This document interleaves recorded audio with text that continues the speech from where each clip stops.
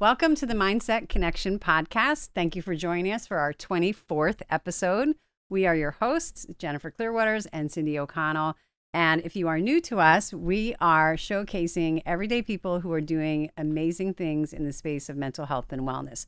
And today we are very, very fortunate that our colleague in education, Joe Isola, the superintendent of Howell Schools, is here with us today. So thank you for being here. Thank you for having me. Cindy's going to jump right in. Absolutely. So, I could probably go on for 5 minutes, but I'm going to make this relatively short. So as an educator, he is passionate and inspirational, who often infuses humor as he engages with audiences. And you're going to see that today on the podcast. He has connected his school community to the state and national levels. He's sought after as a presenter. And he works with varied stakeholders near and far to motivate groups of people to reimagine the school environment. And Jen and I can speak from experience. We had the pleasure of meeting Joe at his office. Couldn't be more gracious. More Everybody welcoming. that works there. And Jen and I have been in public education for years. And you could just tell when you walked in that everybody was happy to be there. You don't often see that. And So remember, it was such a that comes from leadership. calm environment and welcoming environment, and you had a crisis going on at the same time. Exactly.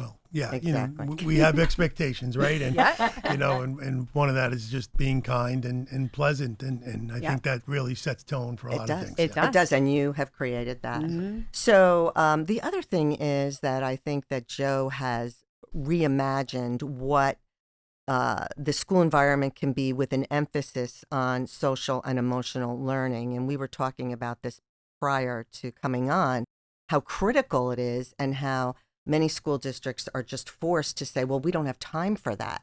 Well, not in Joe's world. Mm-hmm. And we'll see about that today. Yeah. So under Joe's leadership, we have the Future Ready New Jersey process that he'll also talk about, where he has connected Howell Township Public School District with numerous professionals and assisted Howell and its 12 schools in advancing the district's school and student goals. He also has created the Monmouth County School Partnership for Wellness, and it's conceived from his own personal experience. And I'm going to let Joe talk about that as well.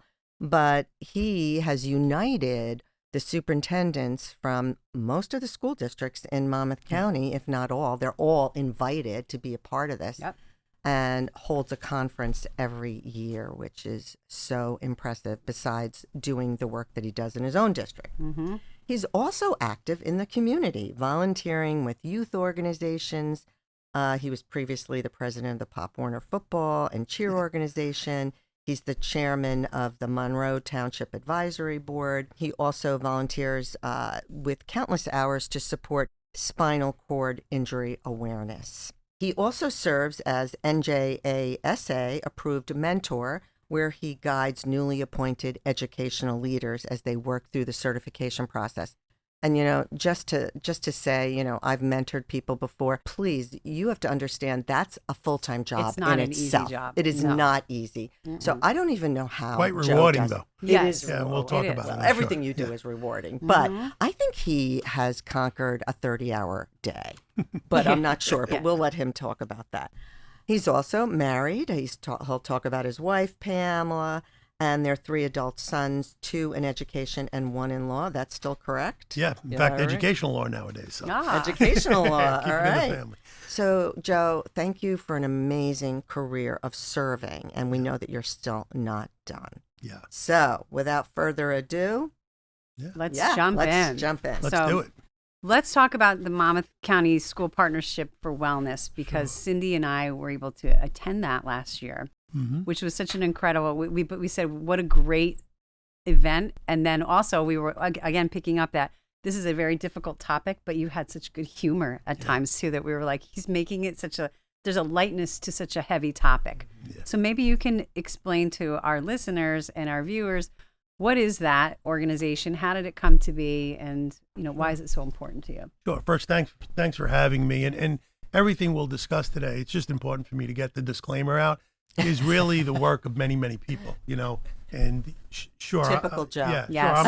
sure. I can serve as the point person, but it is really the masses that move needles, whether it's mental health or anything else. So, and that's really the premise between the Monmouth County School Partnership and its work. So it was really simple. Well, first and foremost, what drove me to the work was a personal experience and the loss of my niece to her struggles with mental wellness and where the path that led her down. And she was, I was her godfather and my youngest niece and the youngest of 11 first cousins. So a very close family. And when we lost Melissa, devastating, probably doesn't quite capture the new world we had been catapulted into, and the lack of vividness and the lack of three-dimensional experiences without Melissa in our world. So I was struggling, and quite frankly,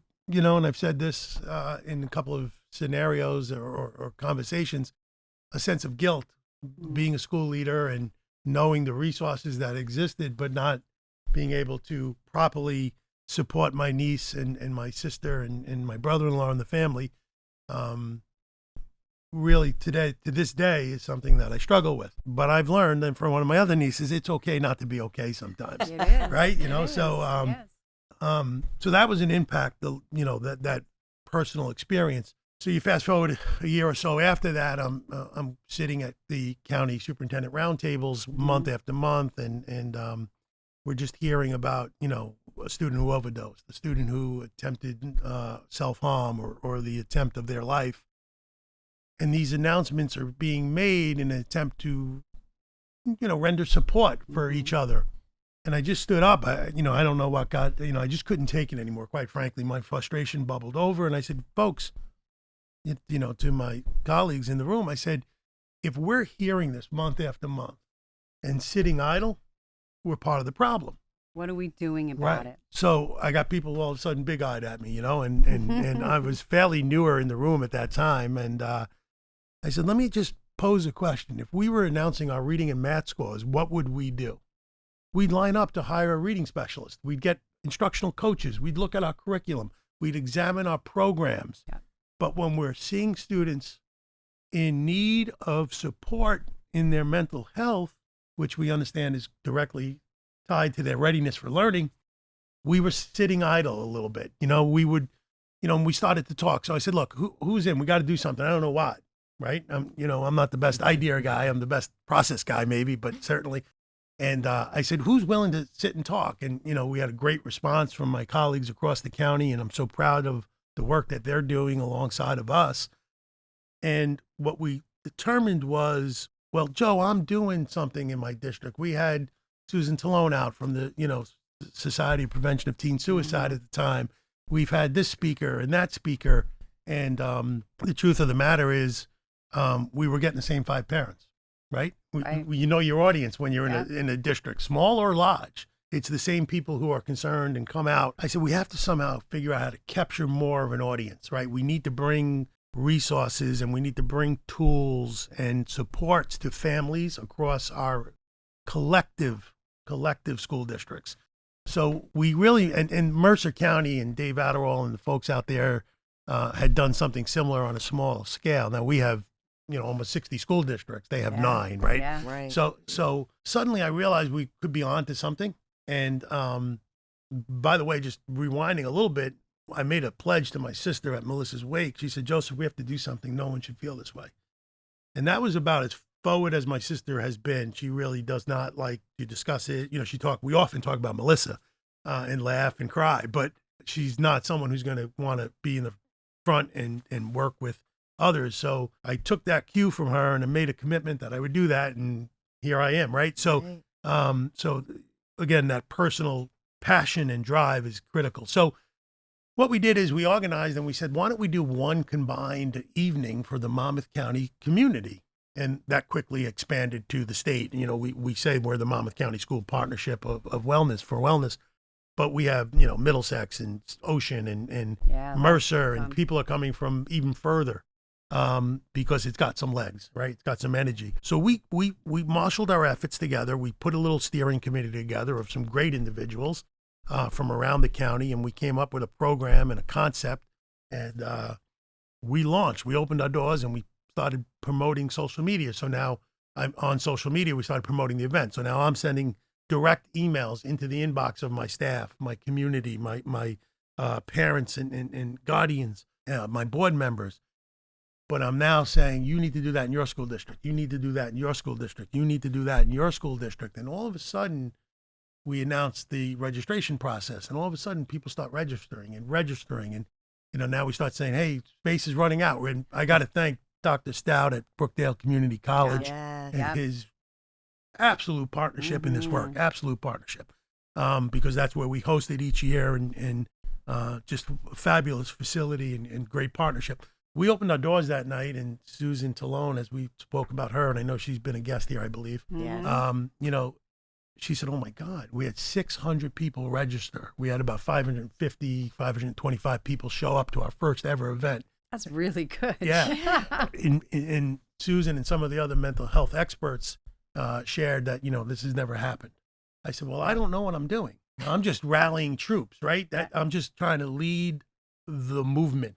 You're on to something, Joe. Yeah. So, and I'm not a licensed clinician. I'm not a mental health expert. You're a person who cares. Yeah. And so Susan is one of the most proud, one of the things I'm most proud of being called. I've been called a lot of things, but Susan said, Joe, you are a mental health influencer. Yeah. And I said, well, collectively, this team is, of course. And so all of a sudden we had an audience, and we had people following up with questions, and we've been able to get resources in people's hands. And from there, it's grown. COVID set us back a little bit, like everything else. That did happen. But we continue. We had I'm guessing right now, forgive me for not having the data in front of me, but I think we were close to 400 people last year. So it has not, dwindled. It's still meaningful, and we're getting different speakers in and presentations, and keeping the work alive. It's really important. Yeah. Thank you so much for that, because really it is that important.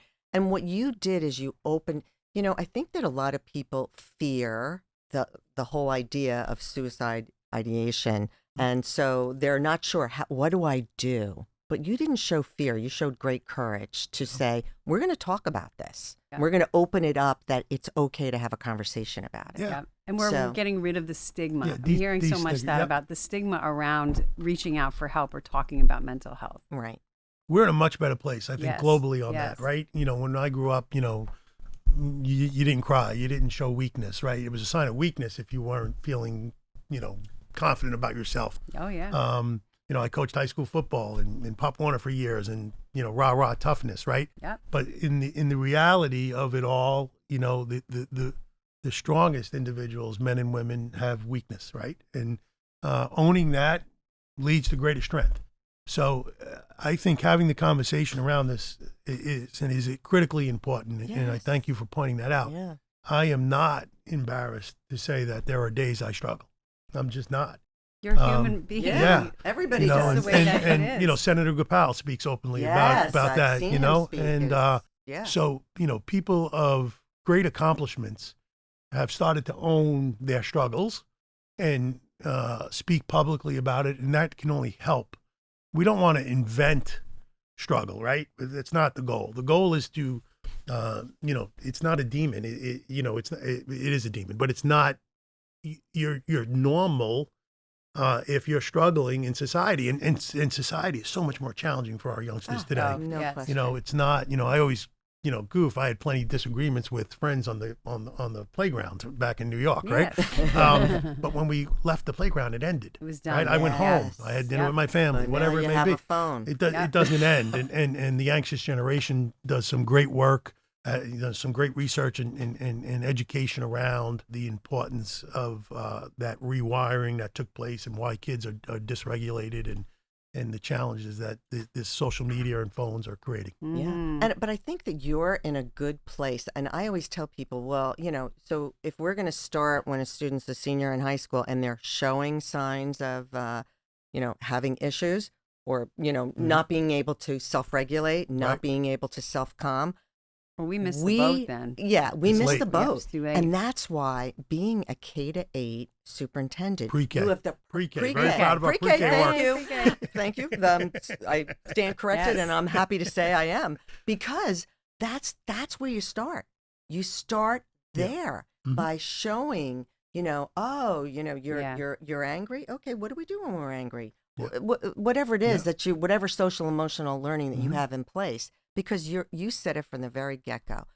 A student can't learn unless they know how to calm themselves down. Yeah. If I'm constantly rewinding something that happened in my brain, I'm not going to learn that math problem. No, Correct. I'm not even focusing. So Right. what are you doing for the pre-K to 8? Yeah. Yeah. Because you're doing so much for the community, but then what are you doing for the kids? Yeah. So look, first of all, we recognize there's no magic wand, right? We can't fix this by saying it's fixed, right? It is purposeful, and it is intentional actions that hopefully support children from understanding that there's trusted adults, Yep. all right, within their community, whether that's mom, dad, aunt, and uncle, teacher, principal, whomever it may be. But they have to understand there are trusted adults, and school environments have to establish trusted adults. Yes.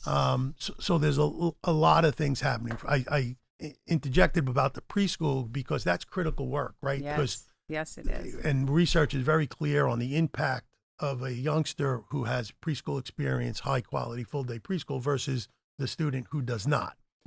So it will help level the field for our learners. Not only will their academic progress have potential for a greater path, but the research even speaks about their children. So we're talking about 3 and 4-year-olds. And if you follow those kids in the longevity, of them, the next generation is even better off. So it's critically important work. We're hopeful. Now we went, Joe does things big.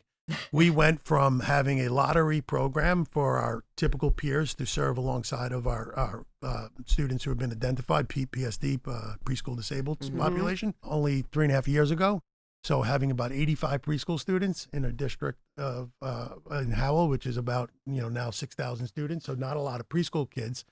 To this year, we're going to have close to 800 plus students. Wow, that's We've huge. dedicated I 2 applaud buildings. you. We redistricted, Wow. put 2 buildings That's on. definitely big. Yeah, That is it was big work, That but is we big work. think that giving those kids that experience is step 1 to getting them to understand how to be regulated, That's how right. to play, Exactly. purposeful play and things of that Yes. nature. And So it's going to show the benefits Yeah. when those students are in the 6th grade, Sure in it the is. That's 7th right. grade. we're So- tracking that. So Yeah. we'll be back in a couple Yes. of years Oh my to tell you. gosh, that's great. So I have to ask this question because Jen and I had on Chip Craig. If you haven't watched that episode, be sure to Really do it. good. And he is Interfaith He's the Neighbors. director of Interfaith Neighbors Okay. in Asbury Sure, Park. sure. Incredible Yep. person, and he's doing incredible work. He'll say the same thing as you. You two are like from the same mold. Yeah. So one of the things they started a preschool that's based on Montessori learning. Mhm. So they have a power hour for parents once a month. Right. Are you doing something like that? So we for do parent parents? series. Yeah, we do a Yes. parent series that we from toileting to play to instructional. So whatever supports we can do that. So throughout the school year we do that. We have parent evenings Yeah. through our preschool program and even our multilingual learners. Right. We do it for those families as well. Everyone's welcome, but we target Exactly. those populations to bring resources again, similar to Yeah. the partnership. Lots of other things we're doing in terms of supporting kids, students as they go through our school. We partner in a lot of partnerships. So we partnered with Dylan's Wings of Change, which is an outgrowth of the Sandy Hook massacre. Yes. And we'll use that word very clearly. It was not a act of school violence. It was a massacre. So we work closely with Ian Hockley, who was Dylan's dad, who was, lost his child there. That program is peer-to-peer. So we train our students and they become peer leaders in terms of showing empathy and being a good wingman, right? Yep. So that program has really resonated well. We built our own program off, a model of a outside vendor that we were working with, but we wanted to build it internally and own. So we have therapeutic services within our school. So we have what we call the bridge program for the students that need more intensive counseling. It's built into their program, and the counselor will be in the classroom with the kid periodically. We work with the families. It is absolutely a financial investment, and I don't take that lightly, but it is critically important. Are you creating data for that too? Yeah, we're Absolutely. Yeah. So, because and it helps us. I'm sorry. No, go ahead. It helps us retain our students in their home schools, and that's critically important.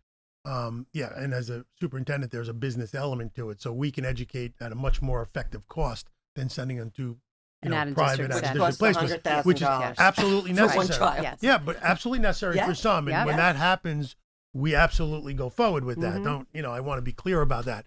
But the more students we can keep in our homeschool district, the better we are. They're with their peers from the community. And the better for the parents, Yeah, too. it's better. So much easier. It's a win.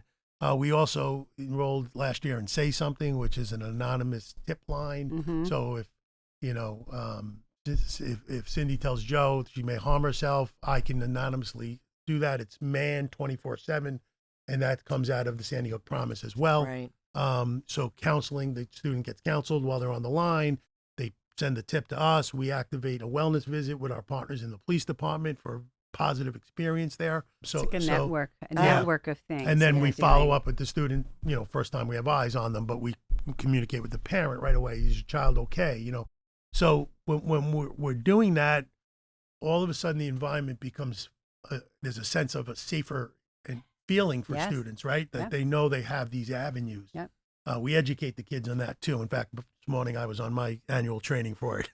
So they have support. They feel like if I feel this way, I have all these things that I could do. It's it. Giving them resources, right? Exactly. Giving them agency, right? They need to be supported, but they also need to develop their own pathways for support. And it looks different for every kid, right? Yeah, it does. So we're doing things. We went in with restorative practice, buzzword, angry people about it. I don't play those games. What I take care of is children. You can feel how you feel about words, but the fact of the matter is the misconception sometimes there.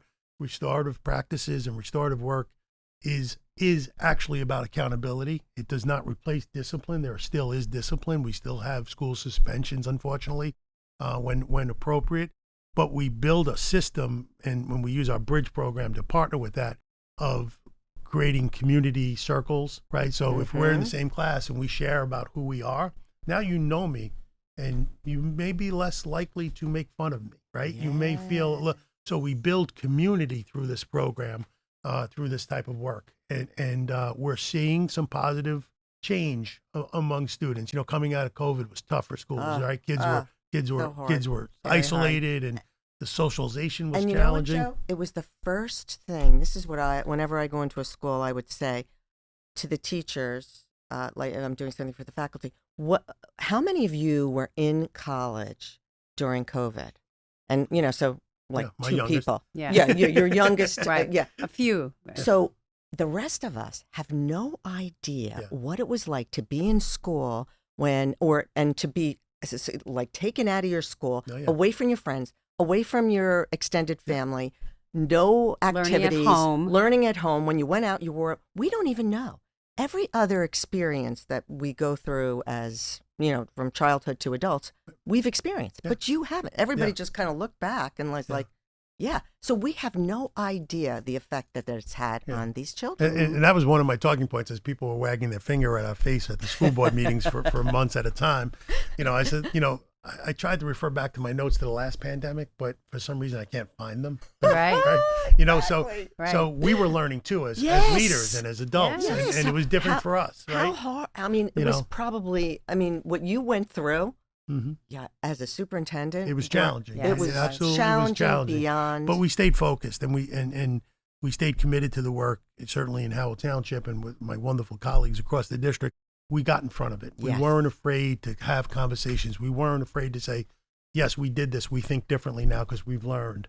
Absolutely, right? That's what we do as humans. If we have to pivot. But some of our colleagues across the state basically said, "You know what? I'm eligible. I'm retiring." Because they don't want to deal with it. And you talk about their wellness, right? For them, that may have been the right decision. When there's challenging times, support is critically important, and we built that in Howell even during that time. Not again off script, but I checked in with administrators and teachers, and I I held a Zoom for my whole staff.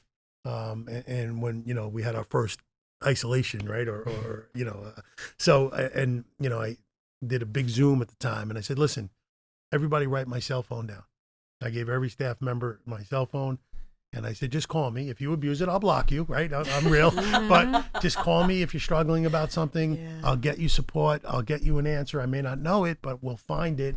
And I just wanted them to have that trusted adult. Exactly. Even to other adults. And do you know how important that is to hear as a staff member that the head of the district is saying, I'm here to support you? Yes. And how many people do you have in your district?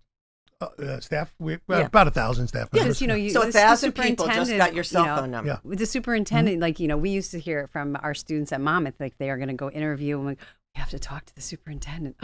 You're like this, we got to demystify oh my God, right?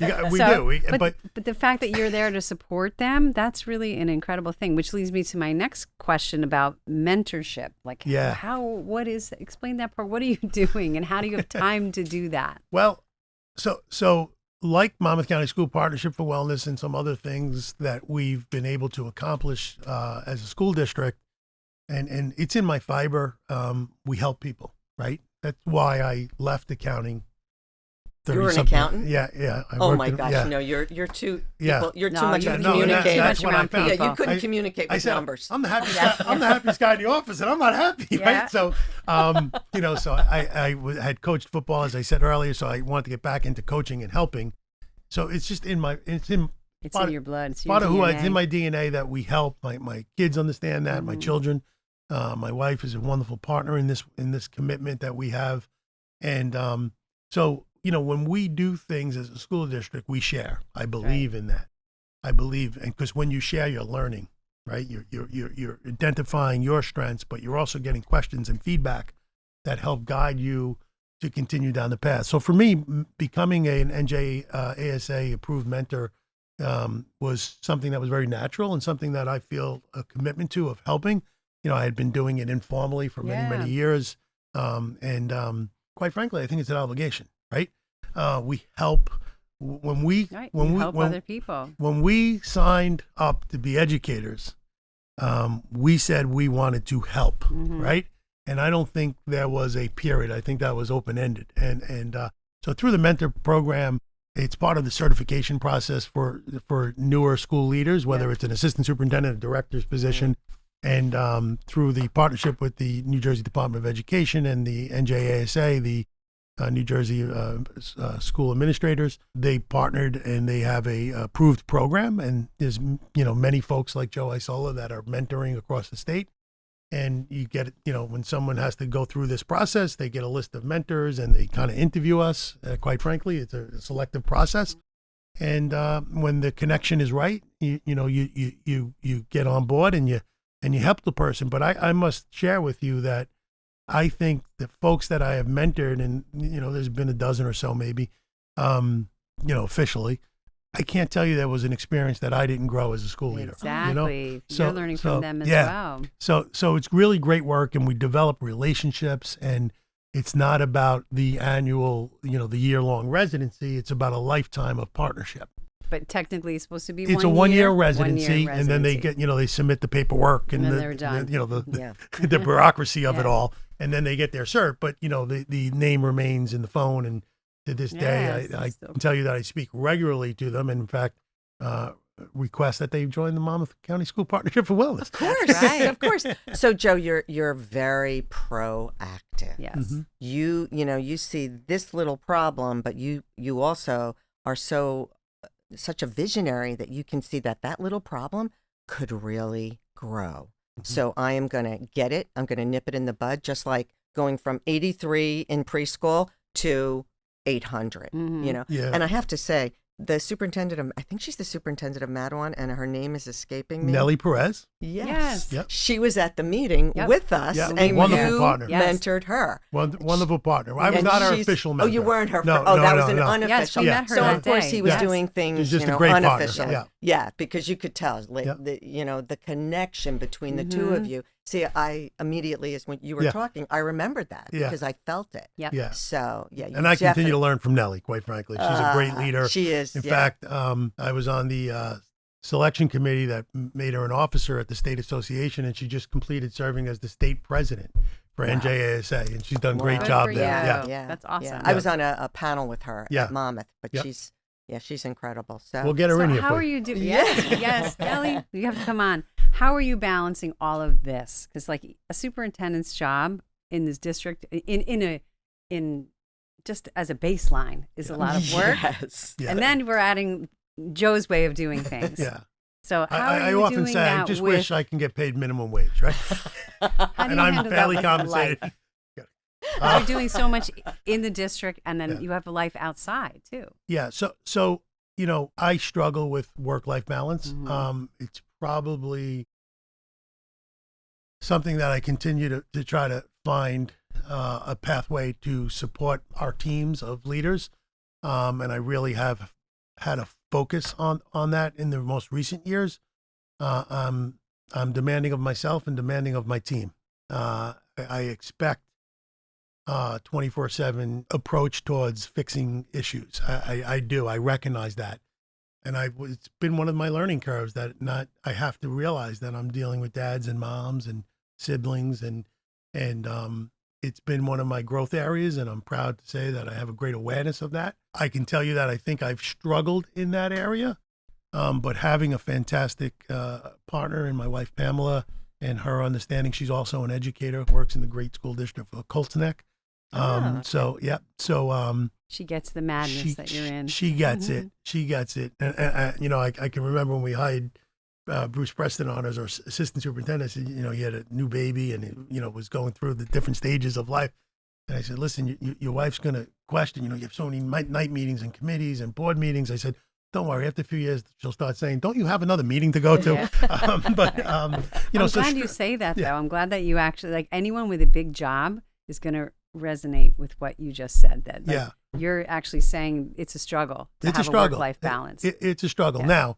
Now, my family's credo is gather often. So I have 3 siblings, and our children are all very Mhm. close. And, I just celebrated my 34th wedding anniversary the other night. Oh, Oh, congratulations. And we were in a car dealership because the lease was up. But I was with one of my youngest guys. I said, hey, text your siblings, see what they're doing. And we went to a local place and had hamburgers. And it was Yeah. just about being together, right? Yes. Right. So those are the Yes. moments that you start to cherish, right? Yep. It doesn't have to be grand. It has to be sincere. Mm-hmm. And those are the things I take great comfort in that, I have 3 well-adjusted young men who are in healthy relationships with their partners, and one's getting married, one's, one just got married. So they're all in great situations. And my wife and I take great pride in that we built a family that gets it, Yeah. Yes. So it is a struggle, though. I'd be dishonest if I was saying, yeah, I can manage everything and it's not stressful. That's not the case. But you learn as time goes on how to prioritize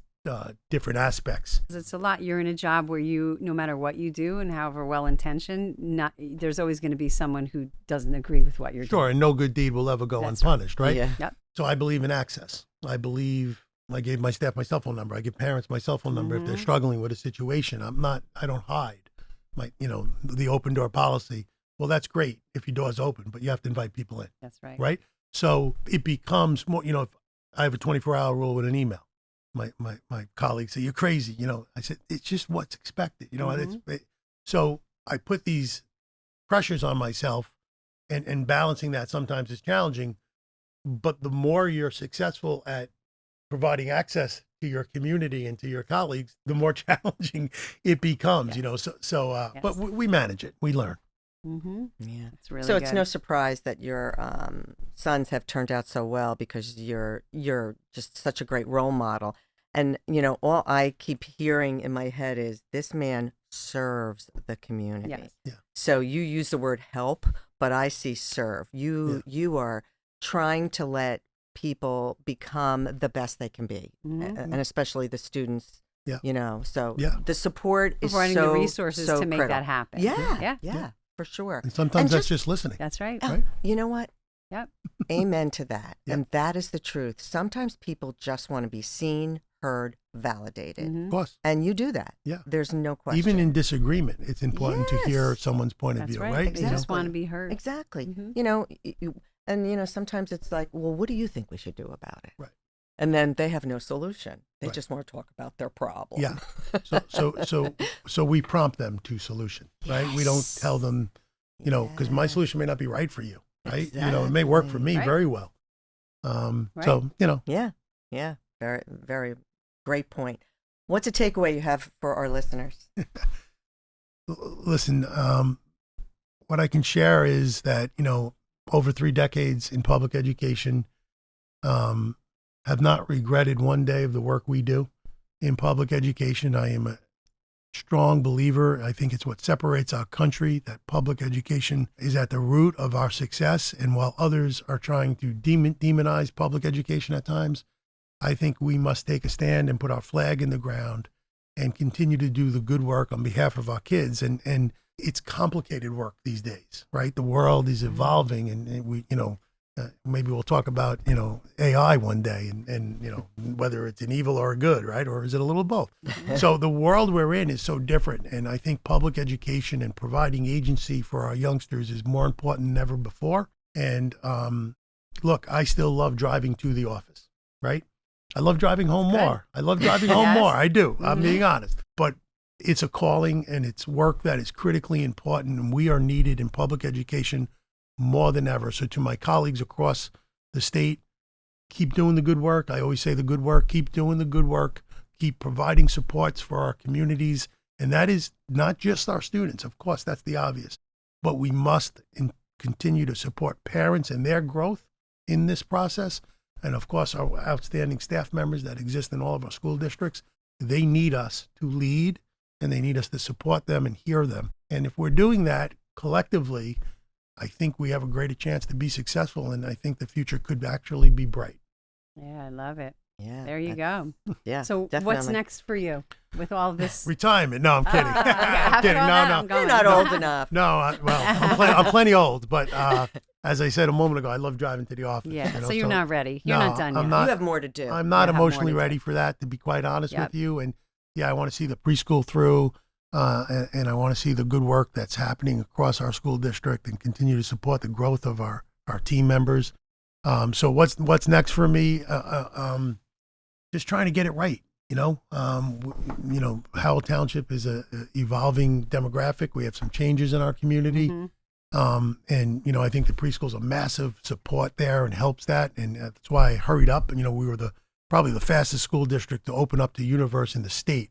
Like I said, it's a 5-year grant. We did it in 3, Yeah. Actually 2.5. But I know what the community needs. I love the community I serve, and just staying as its steward of educational programs is really important to me. So I think what's next is seeing the Howell Township Public School District continue to flourish in a changing environment. All right. Good answer. Yeah. Yes, that's Very a great good answer. So I'm going to ask you some questions. Sure. You didn't get these ahead of time. Oh, okay.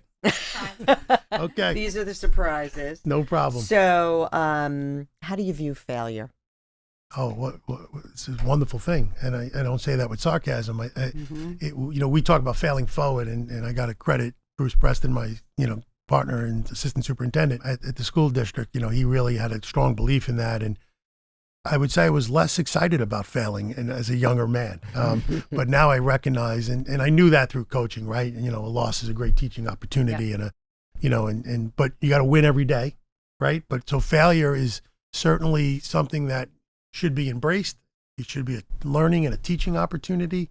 And for me, that's called growth. Now, repeated failure, I would maybe have a different answer. But That's a great answer. That's a really as great answer. as I supported the district through COVID, I think I did a fairly good job, but there were mistakes I made there that because I didn't have the answer key, right? But I learned from It was them. our first experience with it. So that's just an easy example of, it is. and then it shaped your decision making for the next month or whatever it may be, right? So Okay. Let's hope that we never go through it again. But if we do, Yeah, we'll have a different approach. it's just an easy example. I don't mean to Exactly. bring it up. So what are your 3 most important strengths? Don't overthink it. First 3 things that come to your mind. I love people. You do. True. If I can couple that with I believe in them. My humor, I believe full-heartedly you need to laugh every single day. And my expectations. I have high expectations for all. Yep. Great. Those were the first three that came to mind. Yeah. So what's going well in your life? I mean, we kind of know, but go ahead. Well, it's one answer in my family. It's what's going really well. Still in love as much as ever with the woman I asked to marry me 34 years ago. Our boys are our life. And that's what's going really, really well. I really am proud of where our kids are, where we are as, and what's next professionally, what's next, maybe grandchildren one day, So a lot of good things are happening. And I think the joy that I have personally spills over professionally. And I think that's what keeps me grounded and focused. Yes, it does. Yeah. And, if you're just listening to this and you can't see, Joe was smiling literally from ear to ear as he was saying this. Yeah. And you could just feel the joy that he has and the love for his family when he talks about them.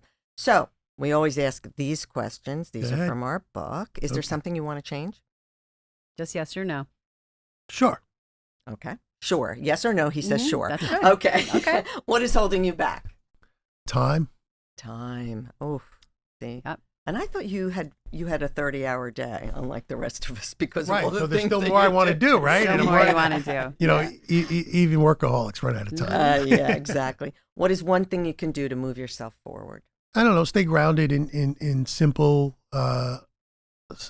principles. I think sometimes, specifically in education, we overcomplicate things, and I think sometimes you start spinning your wheels in the mud because you're trying to overthink things. And I think if you just keep simple, practical approaches towards things and trust the folks in the classroom and or in whatever decision you're trying to get through, the folks that are partnering with you, the answers are there. You know, and sometimes we just complicate it. Exactly. And it's so funny because as you said this, I'm thinking to myself, I remember when I was in Asbury Park saying, is this the best thing for the children? Yeah. And that's, right. Because a lot of times I felt like we were making decisions that were not the best thing for the children. Yeah. Mm-hmm. And I think that's where bureaucracy sometimes brings that about, so exactly. But cutting through that is important. Exactly. Mm-hmm. Joe, is there any topic that we didn't hit up that you really wanted there to were make a sure lot, that but... there were a lot. There's a lot. I talked too much. No, you did great. We'll have to have you come back for part 2. Yeah. Is there anything that you're doing that we didn't touch upon that you really want our listeners to know about? Listen, the simple work of leading schools. But it is, right? There's a bunch of complexity around that, and but just as I said a minute, just simplify things, right? Yes. Just wake up every morning and do those things. So for me, it's pretty simple. We're doing the good work every day, and wherever that path takes me, that's what I didn't talk about yet. I don't know what that is, but we covered a lot, and I thank you for having me here today. Yeah. Now, if somebody is listening and they're like, oh, I really have a question for him. Obviously, you're not going to give out your cell phone number, but if someone had a question, what should they do? Sure, you can go right on the website and pull me up at the Howell Township Public Schools. I'm pretty accessible. I'm pretty fairly easy to find. I'm a large guy. I don't get missed in crowds. So you can go right to the Howell Township website and email me directly. My work phone number, I will give that, 732-751-2480. And my extension direct is 3828. Brave man. Putting it out there. Yeah, it's all good. All right. This is wonderful. It's all good. Yeah, thank you great. so much for thank coming you. on. Thank you both. And Cindy has always our final comments for everyone. Yes. So remember to pause, breathe, and respond instead of react. And also to do hard things. And Joe is a perfect example of, I don't think anything is too hard for him. No. So, So thank you so much for listening. So much. And we'll see you next time. Yep. Thank you. Thank you.